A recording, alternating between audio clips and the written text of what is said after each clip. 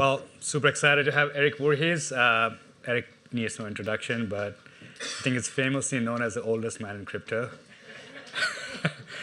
And Erik is, his OGs. He's been pretty much in every important moment from the creation of Bitcoin.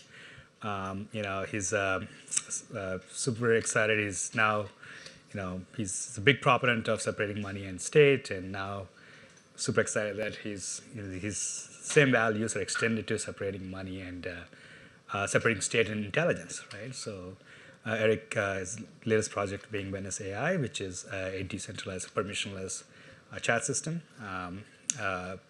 In some cases, significantly better than Google's chat system, and excited that he's with us today. So to start off, Erik, I want to understand the side of you that most people haven't seen. Like, how did your upbringing influence you as a man now? When your speech at the Permissionless conference last year opened up a lot of us to your incredible values and how you look at the world, and I always wondered how you came to shape those values. Yeah, hey. All right, I think this thing sounds fine, yeah. I grew up in Colorado, in the West. Like, I think that's part of it.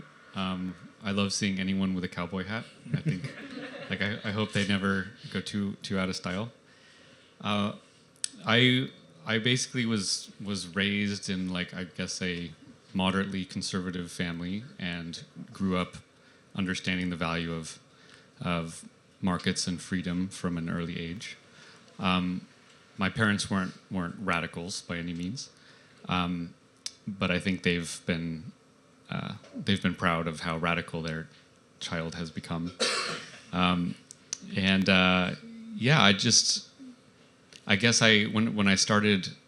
I got into college, I hadn't really understood the degree to which money played a part in markets, and everyone just uses dollars by default without much examination.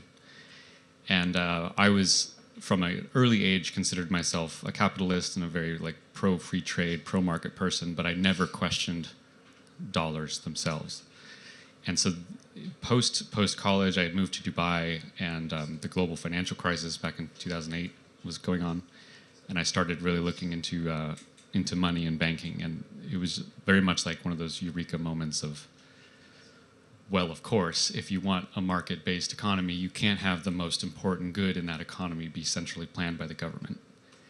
And that was just so obvious to me. But this was pre-Bitcoin, and I didn't really know what a good solution was. So there were a few years of just being kind of despondent, because I felt like I understood the problem that much of the world was suffering from, but I didn't have a good solution for it. So when I learned about Bitcoin, realized it couldn't be turned off, and that it was a plausible alternative, then everything just opened up, and here we are 14 years later.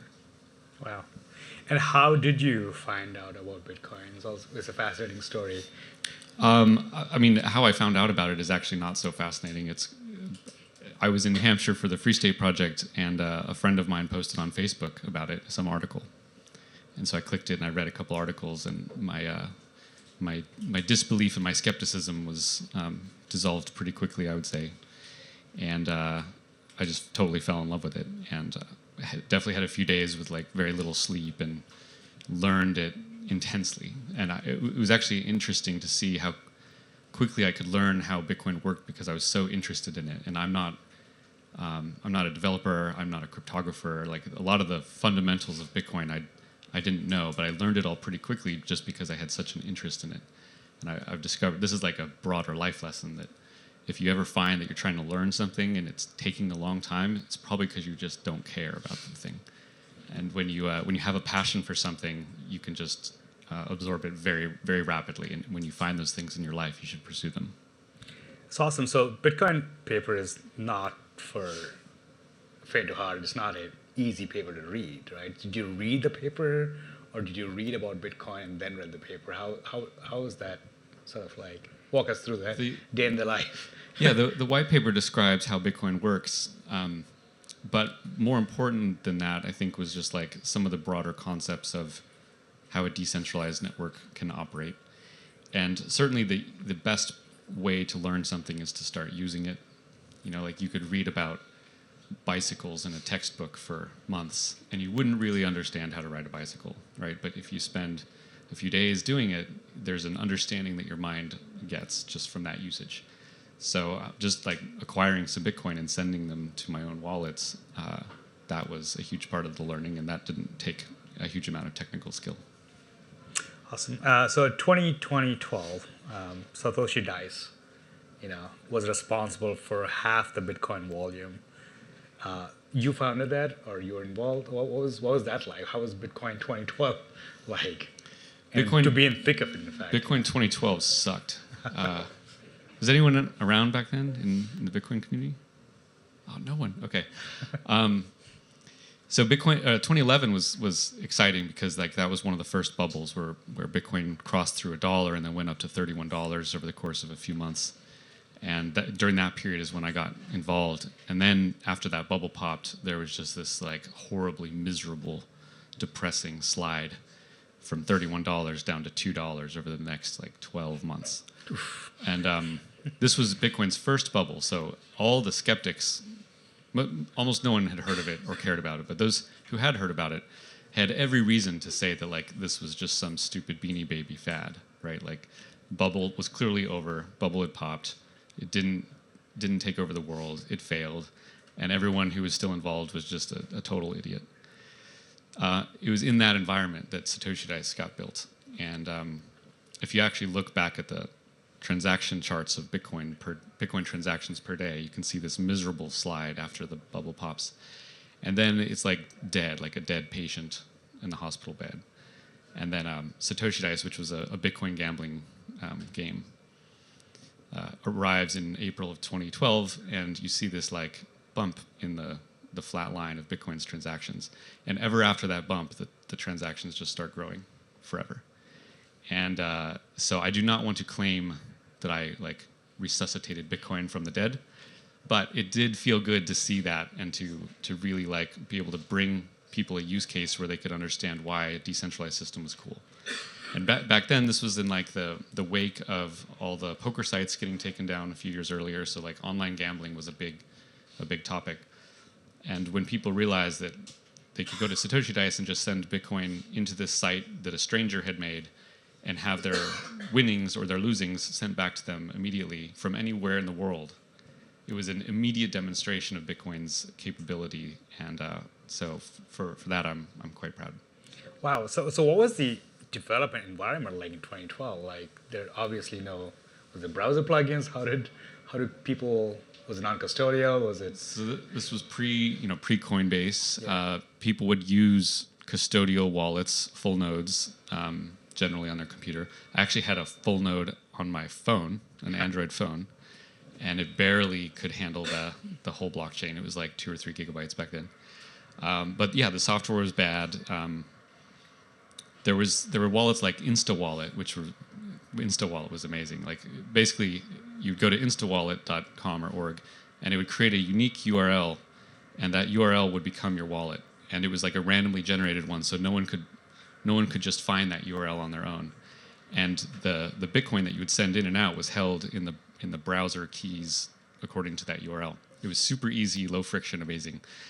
And people really used it a lot for like a year. And then something happened with Google's search algorithms where it started indexing these URLs. And all the Bitcoins got stolen. And that was the end of InstaWallet. So fast forward, Shapeshift was a response to Mt. Gox, right? So yeah, is that accurate? Mt. Gox imploded in late 2013, I think. And Mt. Gox was, the Bitcoin exchange of the world. It was like 95% of all Bitcoin trading volume. And when it went down, it was something like $400 million of Bitcoin was lost. And that was a huge, huge portion of the whole market cap and industry. Again, everyone in the world was saying, Bitcoin's done. Like, what a scam. Very depressing. And I wanted to create a way to do exchange without custody. and it was always clear to me that like the custody was the risk, and it didn't matter. Like if you have to trust the people behind a system, you're basically just back in the TradFi world, and sometimes people are trustworthy and sometimes not. But the magic of crypto is that you can actually remove yourself from a situation where you have to trust anyone.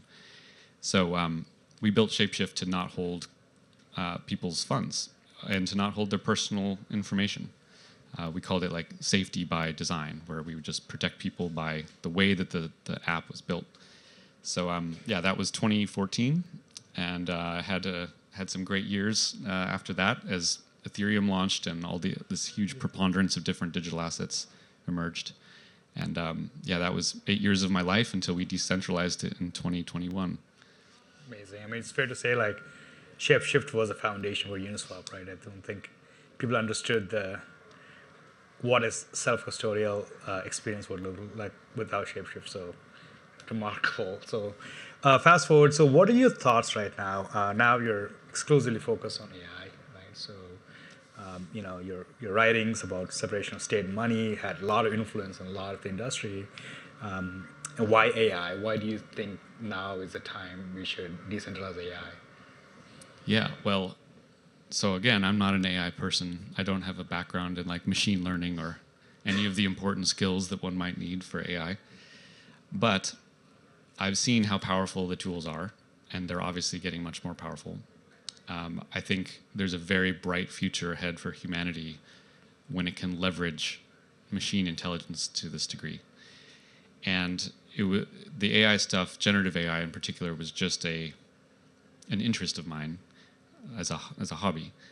And I started realizing, as you use the chat GPTs of the world, and you start realizing that the answers that are coming back to you aren't actually machine intelligence, but there's some like human censorship going on and like guardrails going in, and it's not clear like what's coming from the machine and what's coming from the human.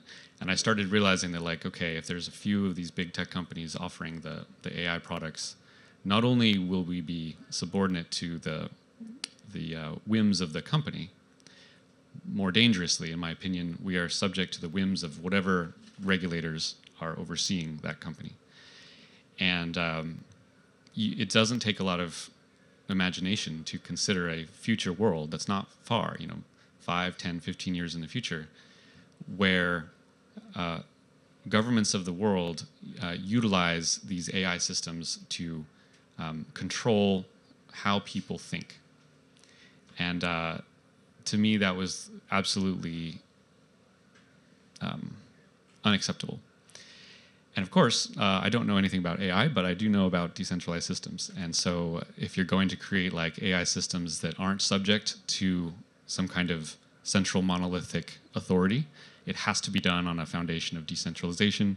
It has to be done with a foundation of cryptocurrency, blockchains, and permissionless systems, which is something I know about. And so I got involved in building the Morpheus network, and through that realized there was actually like an important consumer app that needed to be built, ChatGPT without censorship.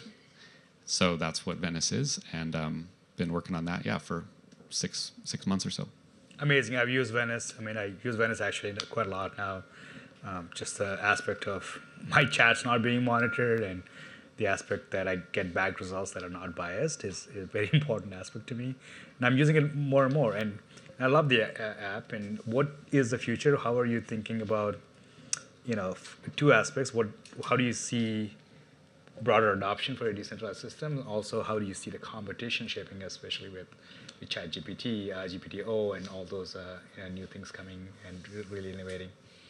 Yeah, I saw basically like there were two sides of the open source product, of the AI product world. One, which most people are using, was large centralized companies, Anthropic, OpenAI, Google, Microsoft, these firms, and they were getting a highly curated, censored, but very easy to use, very performant, very excellent product, but subject to all of the restrictions both today and into the future. That's what most people are using. And then on the other side, there was this whole big world of open source AI, which was very cool and very diverse, but also very messy. And you didn't have to be like intensely technical to use that stuff, but you had to be a little technical, and a little technical is too much for 8 billion of the people on Earth. So I realized, like, okay, well, let's just take some of the biggest, best open source tools and build an app that works as nicely as the ChatGPTs of the world. It's actually not that hard to do that. There's some amazing open source technology out there, and I think we all have to give Meta a lot of credit for releasing the leading frontier open source LLM. Hopefully, they will continue doing that. And so, yeah, Venice's position is basically like an app that feels like a centralized SaaS product in its smoothness, efficiency, like customer service, friendliness, but which is completely permissionless, uncensored, and decentralized in the important components in the back end. This is where we use Akash servers for a lot of the compute, and that's the basic niche that we're going for. So someone who wants the basic usability of a ChatGPT without getting spied on or censored, that's our market. Amazing. And it means very obviously see OpenAI sucking the air out of the room every time they launch features, and you're seeing this centralized AI getting powerful, right, by the month, as in fact. And how do you see open source competing? What do you see so far working with these open source models in terms of how good they get? And is there an inflection point where open source gets better than closed source? Are we there yet? Or if not, when do you see us getting there? Yeah, so what got me initially interested in this stuff was David with the Morpheus project, and he was describing to me how like a couple years ago the open source models were nowhere near as good as the centralized ones, but that they were catching up quickly, and he's like, within 6 months they'll be somewhat on par, and it's plausible that they will actually surpass the centralized models. And that has come to pass. Llama 3 is in the league of the centralized models in terms of most people's use cases.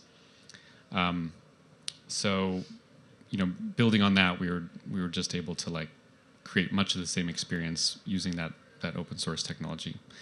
And what people need to be aware of, we're in this kind of like, I don't know, maybe a honeymoon period, where we have this preponderance of good open source AI models, but we have a huge risk, which is that Meta and or one or two other companies that are producing these leading open source models stop.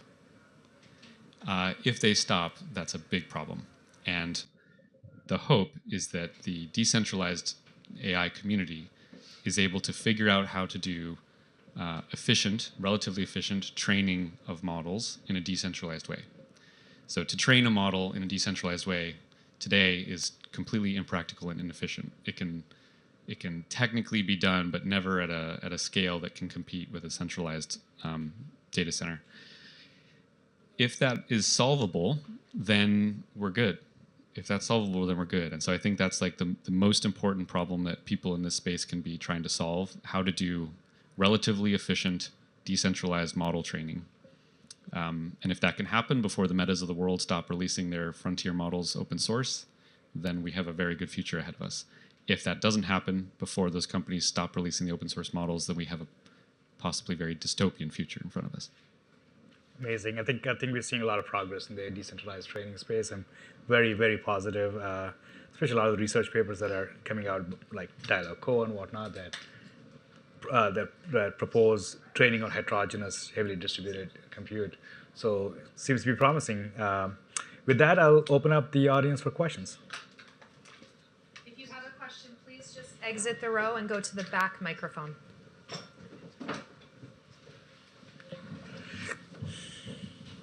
Hi, Erik. Thank you for sharing. And as an OG in crypto and soon to be OG in AI, and so I'm just curious about like, so I guess like your thinking certainly is shaped by a lot of stuff that you read. So could you share with us like what are the most influential stuff that you have ever read in your life, and also like nowadays, right? So like what are you constantly reading? What is actually grabbing your attention? Yeah, thanks.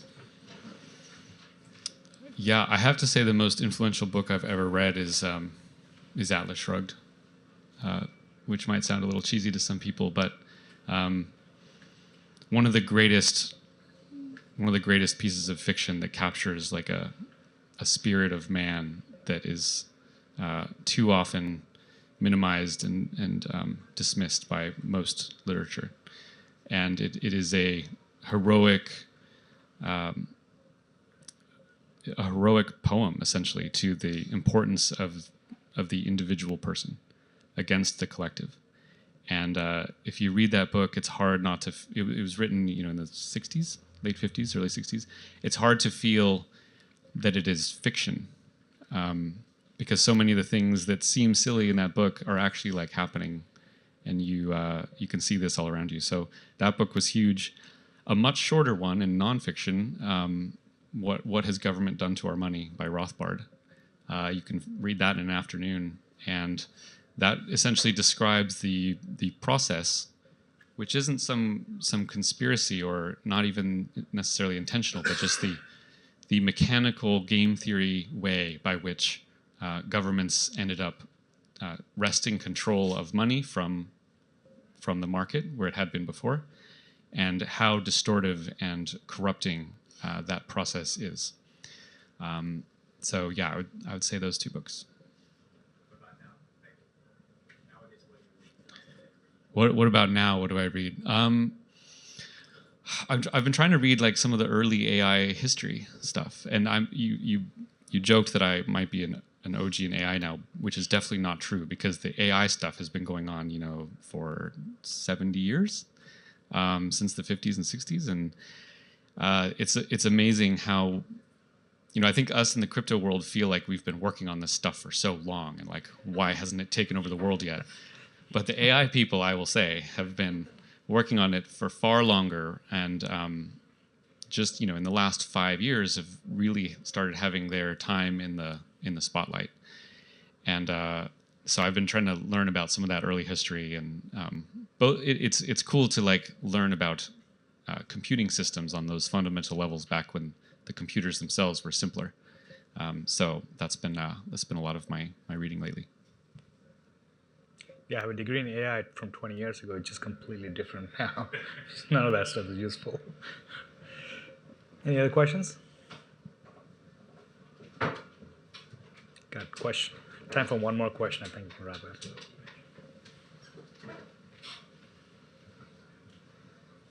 up. What would you say is the biggest risk Akash faces? Question to me? Yeah, or either of you. Biggest risk Akash faces.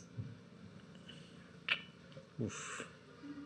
There are lots of risks, but I think the biggest one would be Akash is too early right now to be shut down by regulation.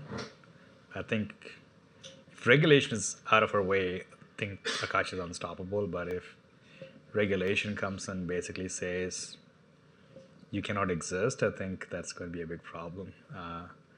So that would be the biggest risk, because all of us are builders. I feel like if you're a builder, you can build as long as you're allowed to build. We'll build our way out of any problems. We have that confidence, but if you're not allowed to build, that'll be a problem.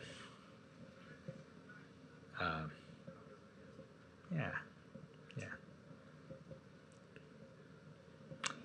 All right, with that, we can wrap up. Round of applause for Erik. Thank you.